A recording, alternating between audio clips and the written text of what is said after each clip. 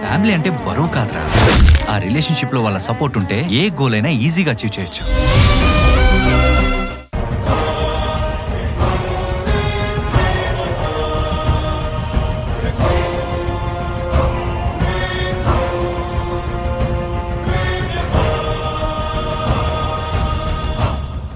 మనుషులపై కోపంతో దేవుడితో ఆటలాడుతున్నావా? నువ్వు ఏకంగా దేవత రూపాన్ని వేషంగా కట్టావు కదా, నీకు లేని భయం నాకెందుకుంటుంది?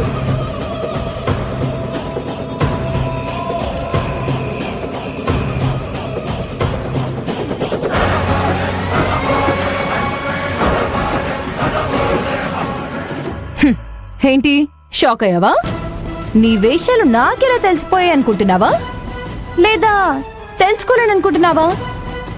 నిన్న మీ ఇంటికి వచ్చినప్పుడు మీ ఇంట్లో అమ్మవారి వేషంలో కట్టిన బట్టలు నగలు చూసినప్పుడే నాకు అర్థమైంది నువ్వే అమ్మవారిలా నటించావని.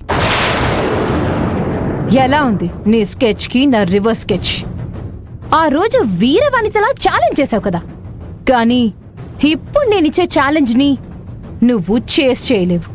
నీకు విగ్రహాలు దొరకవు, పూజ జరగదు, ఇంట్లో ఎవ్వరికీ మనశ్శాంతి ఉండదు.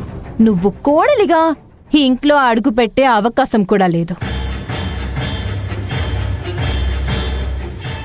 ఈ కనిష్కతో పెట్టుకుంటే ఏం జరుగుతుందో బాగా అర్థమైందా? అంతలా మిడిసిపడిపోకు కనిష్క.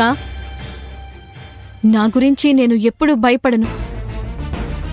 ఖచ్చితంగా అత్తయ్యకి మాట రానివ్వను. విగ్రహాలు తీసుకొస్తాను, పూజ జరిగేలా చేస్తాను, చూస్తూ ఉండు.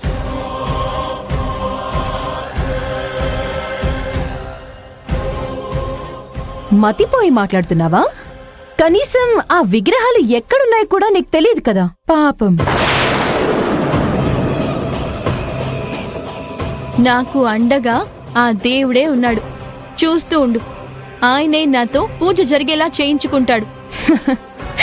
అది నీ వల్ల కాదభి. విగ్రహాలు కాదు కదా, కనీసం వాటి జాడ కూడా నీకు తెలీదు. ఎక్కువగా ఆశపడి నాతో ఛాలెంజ్ చేసి నిరాశపడిపోతావంతే. ఇది బాగా గుర్తుపెట్టుకో. ఎవరు నిరాశపడతారో పూజ అయ్యాక మాట్లాడుకుందాం. ఇది నా ఛాలెంజ్.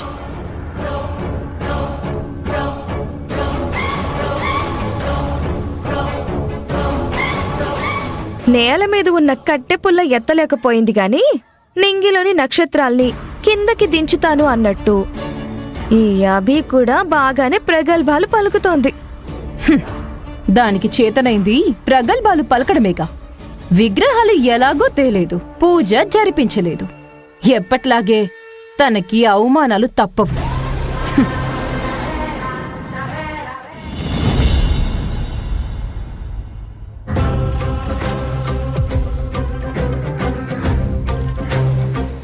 ఆ కనిష్క ఇంత పని చేసిందా?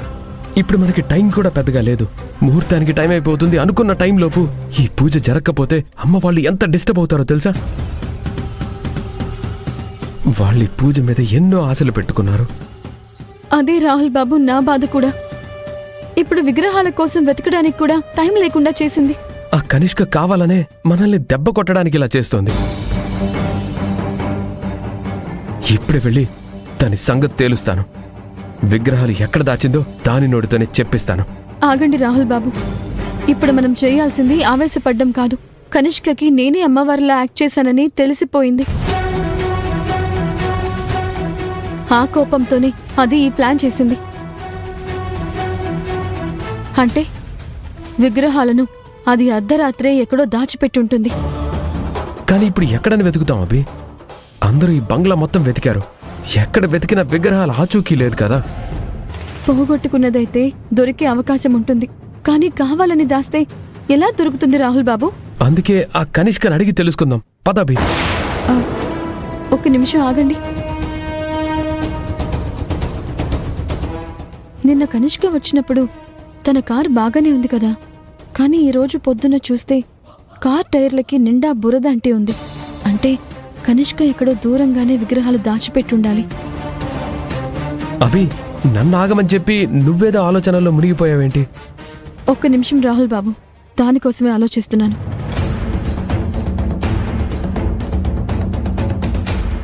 రాత్రి పక్కూరిలో పెళ్లి తంతు జరిపించడానికి వెళ్ళానండి. కానీ నిన్న అక్కడ పెద్ద వర్షం పట్టంతో రాత్రి రావడానికి కుదరలేదు. రాత్రి పక్కూరిలో వర్షం పడింది. కారుకి బురద అంటుకొని ఉంది. అంటే ఖచ్చితంగా ఆ విగ్రహాలని సిటీలో అయితే దాచి ఉండదు. రాహుల్ బాబు, పదండి వెళ్దాం. ఎక్కడికవి? ముందు మీరు పదండి. ఇప్పుడు ఎక్కడికని వెళ్ళి వెతుకుతాం? నేను అనుకున్నది నిజమే అయితే మనం ఇప్పుడే పక్కూరికి వెళ్ళాలి. పక్కూరికా? ఎలాగైనా ఆ విగ్రహాలు ఎక్కడున్నాయో తెలుసుకొని తీసుకొచ్చి అత్తయ్య గారి చేతుల మీదుగా ఈ పళ్ళెర పూజ జరిపించాలి. ఆ స్వామివారే మనకి దారి చూపిస్తారు. పదండి, మనకి టైం లేదు.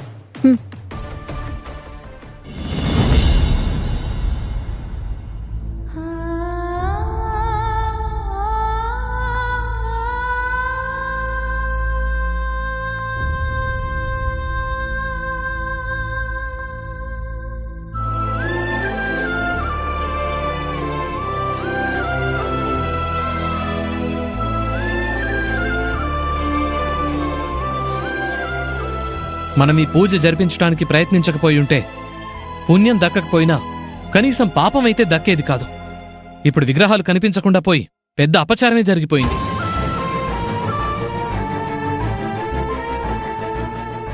అవునన్నయ్య, ఆ అభి మన పరువు తీయటానికి కంకణం కట్టుకుంది. లేకపోతే ఈ పూజలు పునస్కారాలంటూ మనల్ని ఇక్కడికెందుకు రప్పిస్తుంది?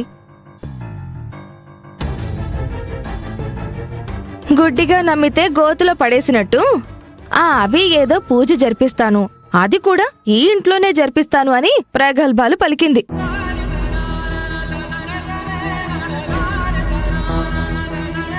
అత్తయ్యని బుట్టలో వేసుకోవడం కోసం కళ్ళబొల్లి కబుర్లన్నీ చెప్పింది.